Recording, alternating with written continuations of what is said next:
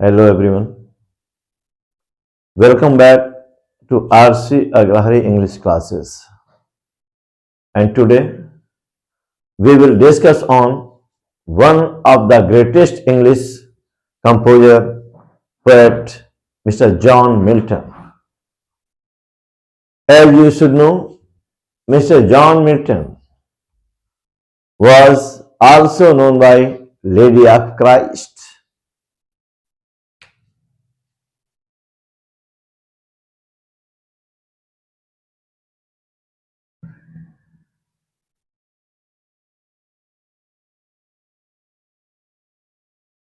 John Milton को बचपन में जब ये पढ़ने गए तो बच्चे इन्हें लेडी ऑफ क्राइस्ट कहते थे। क्यों? इनके लंबे बालों के कारण और डेलिकेसी ऑफ मैनर के कारण, इनके बहुत मधुर स्वभाव और लंबे बालों के कारण बच्चे वहां के इनके जो कलीग्स थे, जो कॉलेज के बच्चे थे स्कूल के, वो इन्हें लेडी ऑफ क्राइस्ट कहते थे। तो ये क्वेश्चन अक्सर पूछा जाता है कि who is known by lady of Christ, and it's answer will be John Milton. हम लोग देखते हैं जॉन मिल्टन का प्रभाव इनके टाइम पीरियड पर इतना अधिक रहा कि इनका वो टाइम पीरियड ही एज ऑफ जॉन मिल्टन के नाम से जाना जाता है। एज ऑफ जॉन मिल्टन के नाम से जाना जाता है इनका टाइम पीरियड, और इसका टाइमिंग है एज ऑफ जॉन मिल्टन की। चलिए, एज ऑफ मिल्टन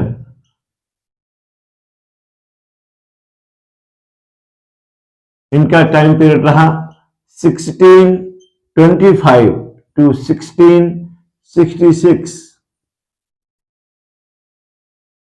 ये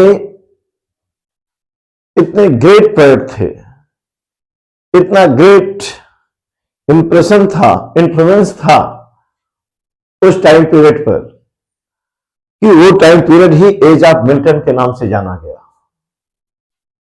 और ये भी अक्सर पूछा जाता है टीजीटी पीजीटी एग्जाम्स में, what is time period of age of Milton.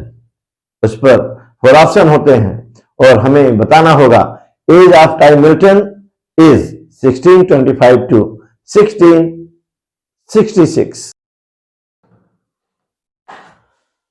After then, sometimes also was asked, कभी कभी ये भी पूछा गया और आने वाले समय में भी ये क्वेश्चन पूछा जा सकता है कि इनका बर्थ डेट क्या था, इनका बर्थ ईयर क्या था। तो आपको पता होना चाहिए mister John Milton was born 9 December 1608। Mr. John Milton was born 9 December 1608, Bread Street, Cheapside, London. आप देख रहे हैं ये इनका बर्थ टाइम है, डेट ऑफ बर्थ है, बर्थ प्लेस है। कभी कभी बर्थ प्लेस और कभी कभी डेट ऑफ बर्थ भी पूछा जाता है। हु बॉर्न, ये पूछा जा सकता है, who born in Bread Street, Cheapside, London. तो इसका भी आंसर जॉन मिल्टन होगा। John Milton's date birth will be, कई ऑप्शन होंगे, उस पर आपको 9 दिसंबर 1608 पर टिक करना होगा। उसके बाद हम बात करते हैं पेरेंट्स की इनके। तो जॉन मिल्टन के फादर का नाम भी जॉन मिल्टन था। उनके फादर को बाय सीनियर जॉन मिल्टन पहचाना जाता था। ठीक ऐसे ही जॉन गाल्सवर्दी के फादर भी मिस्टर जॉन गाल्सवर्दी हुआ करते थे। तो इनके फादर जॉन मिल्टन सीनियर रहे। जो इनके फादर का नाम था वही इनका नाम रखा गया, और आइडेंटिफाई करने के लिए उन्हें सीनियर का तबका दिया गया। John Milton senior was his father, and Anne Cookson was his mother.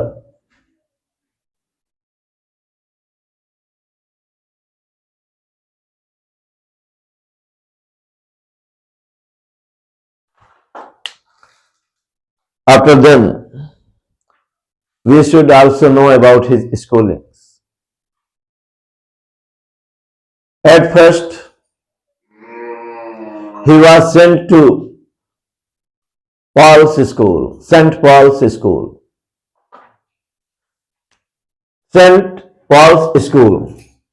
और यहां पर इन्होंने स्टडी किया लैटिन और ग्रीक लैंग्वेज का।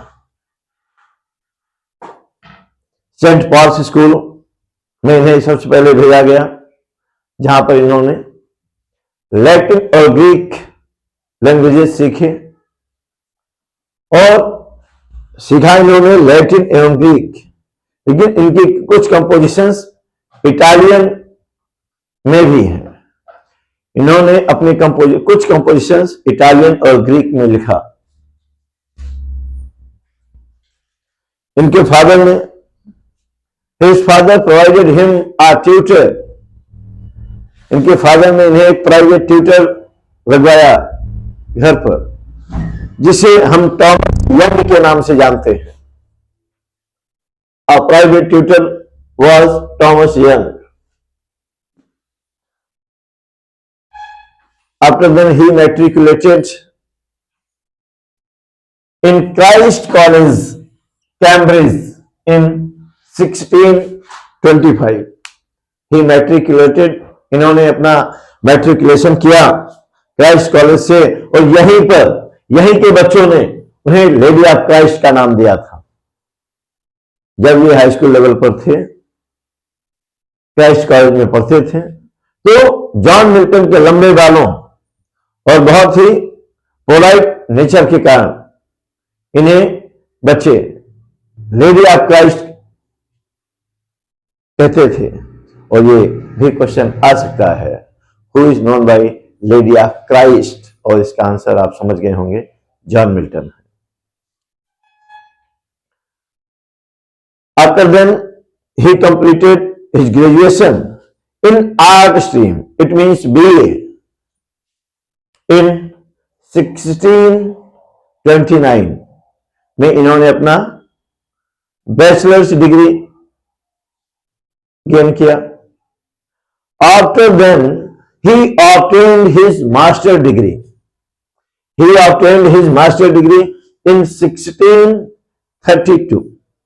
1632 में इन्होंने अपना मास्टर्स कंप्लीट किया, मास्टर डिग्री। और आपको बता दें, इन्होंने he composed at the age of 15. He composed at the age of 15 2 songs. साम भजन, कीर्तन, स्तोत्र, ये सब होता है। तो he composed 2 datable composition in age of 15 that were 2 songs. मैंने बताया साम का मीनिंग भजन, कीर्तन, स्तोत्र होता है। हाँ, आपको बता दूं, इनकी फर्स्ट लैटिन एलजी कौन सी थी? तो इनकी फर्स्ट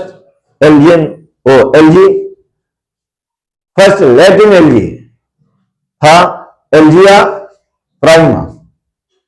इनकी फर्स्ट लैटिन एलजी का नाम था एल्जिया प्राइमा, जो मार्लो वो कार्लो डायोडा पर बेस्ड थी। ये पर्सनालिटी थे, इन पर इन्होंने एक एलजी लिखा, कार्लो डायोडा ये पर्सनालिटी थे, इस पर इन्होंने एक एलजी लिखा, एल्जिया प्राइमा, और वो लिखने की डेट है इनकी 1626। यानी कि जैसे इन्होंने अपना मैट्रिकुलेशन कंप्लीट किया, उसके 1 ईयर लेटर इन्होंने ये लैटिन एलजी कंपोज किया था कार्लो डायोडा पर, जिसे एल्जिया प्राइमा कहा गया। हाँ, ये क्वेश्चन बन के आ सकता है। Which is his Latin LG, which is John Milton's Latin LG. तो याद रहे, इनके लैटिन एलजी का नाम है एल्जिया प्राइमा।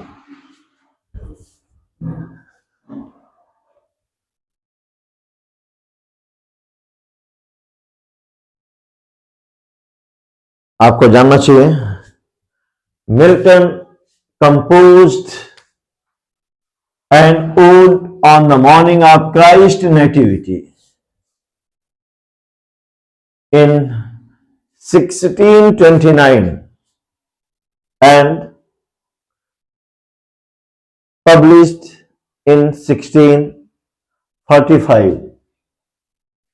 ये आता है, which type of composition is on the morning of Christ nativity, which type of composition is the morning of Christ nativity।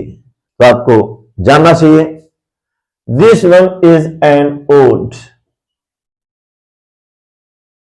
on the morning of Christ nativity is an ode written in 1625 and published in 1645। Next composition है John Milton की, जो 1632 में compose की गई। वो है on William Shakespeare, on William Shakespeare. ये किस प्रकार की कंपोजिशन है आपको जानना चाहिए। ये एपिटैफ है, एपिटैफ है, एपिटैफ। तो आपने जाना कि ऑन विलियम शेक्सपियर ये एक एपिटैफ है, ये कंपोज किया 1632 में। तो ये एपिटैफ होता गया। What is epitaph? Then you should know, an epitaph is an epitaph is a written work praising a dead person। इन्होंने एपिटैफ लिखा जॉन मिल्टन ने ऑन शेक्सपियर, ये जॉन मिल्टन का एपिटैफ है। तो ये एपिटैफ क्या होता है? ये एपिटैफ एक रिटन वर्क होता है प्रेजिंग अ डेड पर्सन, जिसमें मरे हुए व्यक्ति की तारीफ की जाती है। ये 1632 में कंपोज किया गया। ये भी क्वेश्चन बन के आ सकता है, which type of composition is on Shakespeare या ऑन विलियम शेक्सपियर। तो आप बता सकते हैं ये एपिटैफ है। एंड व्हाट इज एपिटैफ अगर कभी पूछा जाए तो बताना होगा, जानना होगा आपको।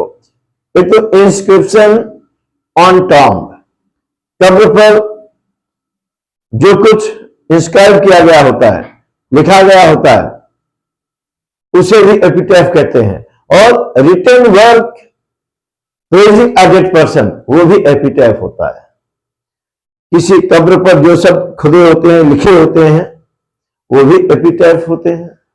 लेकिन ये एपिटैफ और किसी डेड पर्सन की तारीफ करते हुए कोई कंपोजिशन लिखना, वो भी एपिटैफ है। तो ये एपिटैफ है। It is a written work praising a dead person.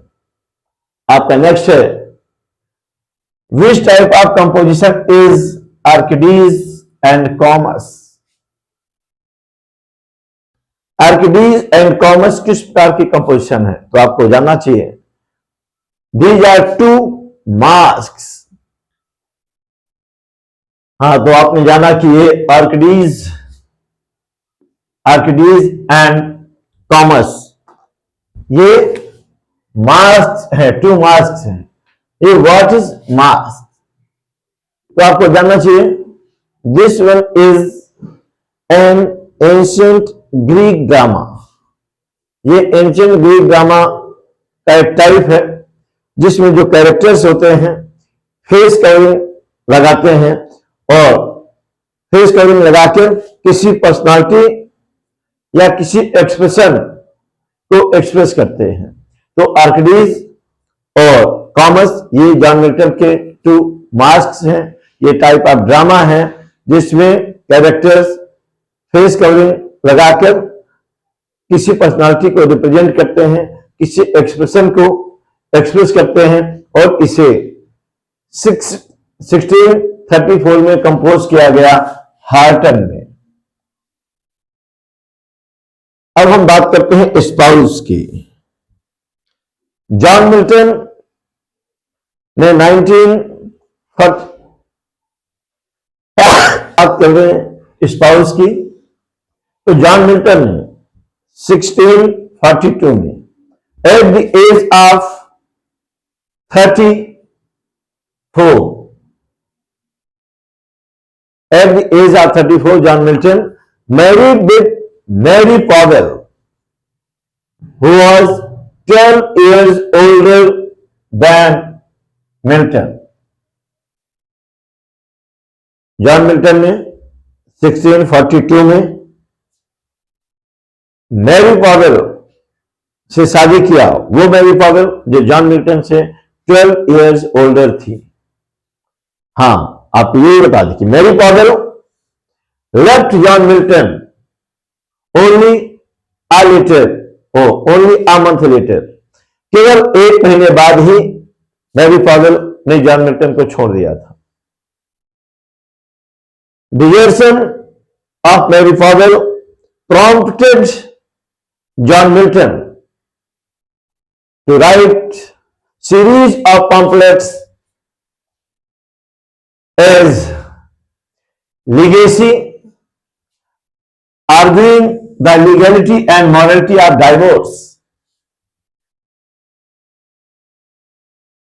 आप देख रहे हैं, arguing for legality and morality of divorce. Divorce की वैधानिकता और नैतिकता पर इन्होंने सीरीज ऑफ पैम्पलेट्स लिखे। ये बहुत दुखी थे जो मैरी पॉवेल इन्हें छोड़कर चली गई थी शादी के एक महीने बाद ही। तो ये भी क्वेश्चन पूछा जा सकता है, which type of composition is arguing for legality and morality of divorce? तो आप बता सकते हैं, this one is a divorce tract, this one is a series of pamphlets written by John Milton. ये कब लिखा गया? when Mary Powell left John Milton one month later, शादी के एक महीने बाद जब छोड़कर चली गई, तो उन्हीं के डिजर्शन में, उन्हीं की जुदाई में, अलगाव ने इन्हें उत्साहित किया पॉम्पलेट्स लिखने के लिए। इन्होंने सीरीज ऑफ पॉम्पलेट्स लिखे arguing for legality and morality of divorce पर। उसके बाद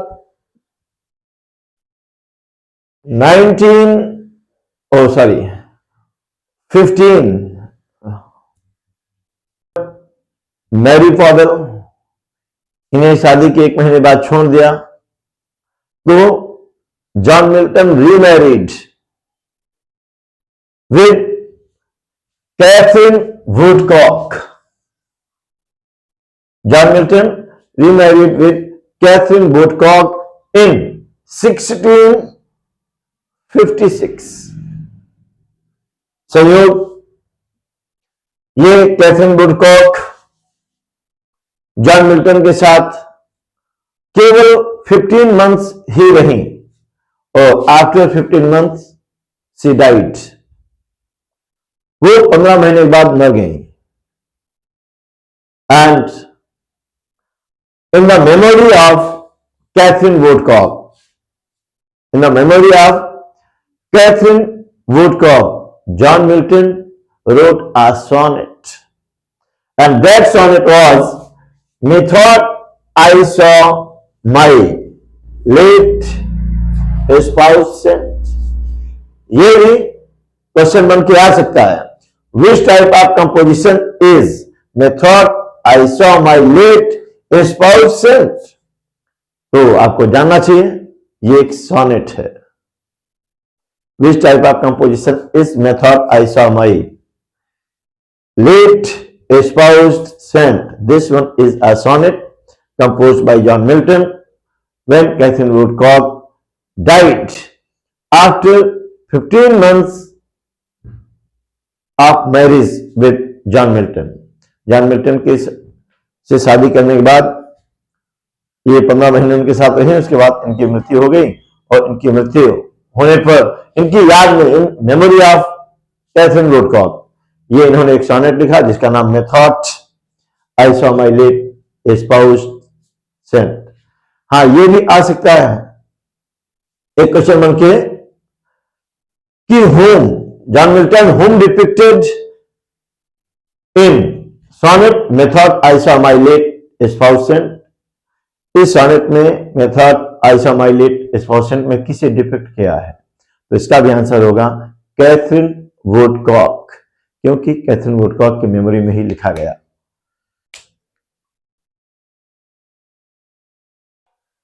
हाँ, जैसे मैं आपको अभी बता गया था कि मैरी पॉवेल से उनकी मैरिज 1942 हुई, सॉरी वहां पर प्रॉब्लम हो गया था। That exact year was 1642। 1642 में उन्होंने मैरी पॉवेल से मैरिज किया था, जो मैरी पॉवेल उनसे 12 ईयर ओल्डर थी। तो आप लोगों ने अगर कहीं नोट किया हो तो वहां भी करेक्शन कर लेंगे, 1942 नहीं है, 1642 है, सॉरी फॉर दैट। जी, अभी आपने देखा कि जॉन मिल्टन ने 1652 में एट द एज ऑफ 34 उन्होंने मैरी पॉवेल से शादी किया था, जो मैरी पॉवेल उनसे 12 इयर्स बड़ी थी, ओल्डर थी, और वो एक महीने बाद उन्हें छोड़कर चली गई थी। उसके बाद उन्होंने कई पॉम्फलेट्स लिखे, सीरीज ऑफ पॉम्फलेट्स लिखा। उसके बाद जब मैरी पॉवेल 1652 में मैरी पॉवेल की डेथ हो गई, तो उन्होंने 1656 में सेकेंड मैरिज किया, और ये सेकेंड मैरिज किससे हुई मैंने अभी आपको बताया था। जरा सोचिए, वो 16 मैरिज और सेकेंड मैरिज उन्होंने किससे किया?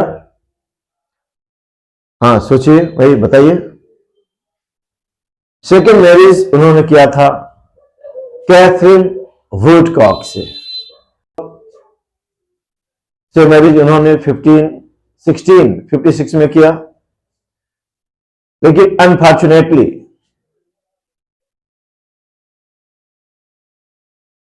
कैथरीन वुडकॉक मिल्टन के साथ 15 महीने ही रही। शादी के 15 महीने बाद उनकी डेथ हो गई, और उस डेथ से ये बहुत दुखी हुए, और कैथरीन वुडकॉक की याद में इन्होंने एक सोनेट लिखा, methought I saw my late spouse saint. ये सोनेट रही। उसके बाद यहां पर ही नहीं रुकी, उन्होंने तीसरी शादी किया, 1663 में शादी किया एलिजाबेथ मेंसल के साथ। 1663 में उन्होंने एलिजाबेथ मेंसल के साथ शादी किया, जबकि यह शादी उनके डॉटर्स के द्वारा अपोज की गई। 1663 में नेली एज ऑफ 55 जब उन्होंने एलिजाबेथ मेंसल से शादी किया, तो उनकी डॉटर ने शादी का अपोज किया। आपको बता दें, इन 1635 मिल्टन हॉर्टन में शिफ्ट हो गए थे, एंड इन 1638 में Milton went on a tour of France and Italy. 1638 में मिल्टन फ्रांस और इटली के टूर पर ये गए और उन्होंने मिल्टन्स डिफेंसो सेकेंडा, ये इनका ट्रेवलिंग डिस्क्रिप्शन है, ये इनका यात्रा वृत्तांत है। क्या? Defensio Secunda narrates his travel to European countries. मैंने बताया ये डिफेंसो सेकेंडा ये यात्रा वृत्तांत है, जर्नी डिस्क्रिप्शन है, ट्रेवल डिस्क्रिप्शन है, जो यूरोपियन कंट्रीज की ट्रेवलिंग को डिस्क्राइब करता है। और ये पब्लिश हुआ 654 में पब्लिश हुआ। हाँ, which type of composition is Defensio Secunda, which type of composition is Defensio Secunda, ये क्वेश्चन बन के आ सकता है। तो आपको बताना होगा ये जर्नी डिस्क्रिप्शन है या ट्रेवल डिस्क्रिप्शन है, और ये भी हो सकता है whose composition is डिफेंसो सेकेंडा। तो इसका आंसर आप जान रहे हैं, जॉन मिल्टन ने लिखा है। उसके बाद हम लोग देखते हैं जॉन मिल्टन का फर्स्ट प्रोज ट्रैक्ट कौन सा है, ये भी क्वेश्चन बन के आ सकता है। Which is John Milton first prose tract? तो आपको जानना होगा first prose tract is of Reformation touching church discipline in England, in 1641 में कंपोज किया गया। ये फर्स्ट प्रोज ट्रैक्ट है जॉन मिल्टन का, और जिसका नाम है of Reformation touching church discipline in England, of Reformation touching church discipline in England, ये 1641 में कंपोज किया गया। ये जॉन मिल्टन का फर्स्ट प्रोज ट्रैक्ट है। हाँ, ये क्वेश्चन अगला अक्सर आता है, कई बार पूछा गया है टीजीटी पीजीटी में। Which type of composition is Areopagitica, which type of composition is Areopagitica, और ये कब लिखी गई आपको पता होना चाहिए। को पता होना चाहिए ये एरोपैगिटिका 1644 में कंपोज हुई, लिखा गया। किस लिए? For liberty of press, press की आजादी के लिए। प्रेसेस पे बहुत बाउंडेशन था, प्रेस रूलिंग पार्टी के खिलाफ कुछ लिख नहीं सकते थे, तो प्रेस की लिबर्टी पर एरोपैगिटिका कंपोज किया गया 1644 में। अक्सर क्वेश्चन आता है और ध्यान से देखिए इसे। हाँ, उसके बाद इन्होंने जॉन मिल्टन ने tenure of Kings and magistrates, Kings और मजिस्ट्रेट्स के बीच क्या टेन्योर थे, क्या शर्तें थी, क्या कैसे संबंध थे, ये 1649 में कंपोज किया। और आइकोनोक्लास्ट, इसका मीनिंग होता है इमेज ब्रेकर। आइकोनोक्लास्ट, इसका मीनिंग है इमेज ब्रेकर, और ये भी 1649 की कंपोजिशन है। देखते रहिए, हम लोग फिर मिलते हैं। इसके बाद you should no John Milton became blind at the age of 44. John Milton became blind at the age of 44 in 1652, and then he prompted to write a sonnet on his blindness. He complains to God about his blindness. इस poem में John Milton ने God से complain किया है अपने blindness के विषय में। इन्होंने लिखा है how my life is spent away of my days, area of my half days. मतलब मैंने अपनी जिंदगी के आधी उम्र भी नहीं गुजारी कि मेरी आंखों की रोशनी कैसे छीन लिया। ऑन हिज ब्लाइंडनेस, वयम की यहीं से स्टार्टिंग है। ये जॉन मिल्टन जब 44 की एज में 1652 में ब्लाइंड हुए तब इन्होंने इस पोएम को लिखा। हाँ, ये क्वेश्चन पूछा जा सकता है, which type of composition is on his blindness. तो आपको पता होना चाहिए, this one is a sonnet, this one is a sonnet, and sonnet is 14-line poem that contains octave and sextet in Petrarchan style, in Greek style. Okay, तो हमने देखा on his blindness इनकी sonnet है, 44 की as में लिखी गई, 1652 में लिखी गई जब ये अंधे हुए थे। और बता दें, एंड्रयू मार्वेल के विषय में क्या जानते हैं भाई? एंड्रयू मार्वेल आप देख रहे हैं, ये मेटाफिजिकल पोएट हुए और ये जॉन मिल्टन के असिस्टेंट बने जब इन्होंने अपनी आई साइट इनकी लूज हो गई, आई साइट चली गई। When he became blind, then Andrew Marvell, who was a metaphysical poet, became assistant of John Milton. आपको बता दें, इन ऑटम 1660 में जॉन मिल्टन को गिरफ्तार किया गया इनके एक विवादित कंपोजिशन के द्वारा। एक इन्होंने विवादित कंपोजिशन मेंशन किया, लिखा, जिसके कारण इन्हें ऑटम 1660 में गिरफ्तार किया गया। लेकिन चूंकि जॉन मिल्टन कोई सामान्य व्यक्ति नहीं थे, इनकी पहुंच पार्लियामेंट तक थी, किंग से इनके अच्छे टर्म्स थे। 1660 ऑटम सीजन में ये गिरफ्तार हुए, लेकिन he release on the order of parliament, parliament के ऑर्डर पर इन्हें रिलीज किया गया बिफोर क्रिसमस इन 1660 में क्रिसमस के पहले उन्हें रिलीज कर दिया गया। विवादित कंपोजिशन के द्वारा के माध्यम से इन्हें गिरफ्तार किया गया था। आपने सुना होगा इनकी बहुत ही पॉपुलर कंपोजिशन है पैराडाइज लॉस्ट, और आपको जानना चाहिए ये एक एपिक है। This one is an epic poem, paradise lost.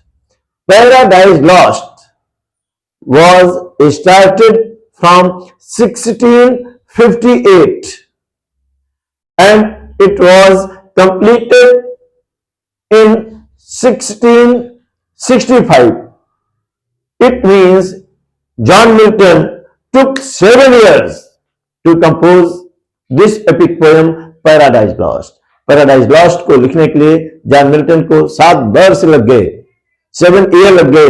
1658 से स्टार्ट हुआ था, 1665 में कंप्लीट हुआ और इसका पब्लिकेशन ये after 2 years later, paradise lost published in 1667 with 10 books.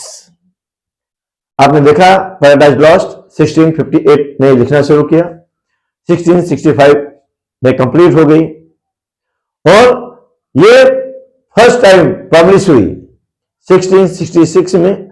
John Milton की पैराडाइज लॉस्ट 1666 में पब्लिश हुई 10 बुक्स के साथ। और आपको जानना चाहिए, ये बहुत ही इंपॉर्टेंट फैक्टर है कि 10 बुक्स में शॉर्टेस्ट बुक कौन सी थी, कितने लाइन की थी, और लार्जेस्ट बुक कौन सी थी, कितने लाइन की थी, आपको जानना चाहिए। Book 7th was shortest book with 1640 lines. Paradise lost 10 books में पब्लिश हुआ और 10 बुक्स में सबसे शॉर्टेस्ट बुक 7 थी, जिसमें 640 लाइन्स थी। और इसका जो लार्जेस्ट बुक हुआ है वो बुक 9th हुआ है। बुक नंबर 9th वो लार्जेस्ट बुक थी, जिस पर 1189 लाइन्स रही। हाँ, आपको ये भी जानना चाहिए कि पैराडाइज लॉस्ट री इश्यू किया गया, री इश्यू हुई पब्लिकेशन के बाद, वो 1668 में री इश्यू किया गया। हाँ, पैराडाइज लॉस्ट सेकेंड एडिशन का पब्लिकेशन, सेकेंड एडिशन में जब ये पब्लिश हुई तो वो हुई थी 1674 में 12 बुक के साथ। फर्स्ट टाइम जब ये पब्लिश हुई 10 बुक थे। शॉर्टेस्ट बुक 7 थी, इसमें 640 लाइन थे। लार्जेस्ट बुक 9 थी, जिसमें 1189 लाइन्स थी। और इसे री इश्यू किया गया 1668 में, और इसका सेकेंड एडिशन आया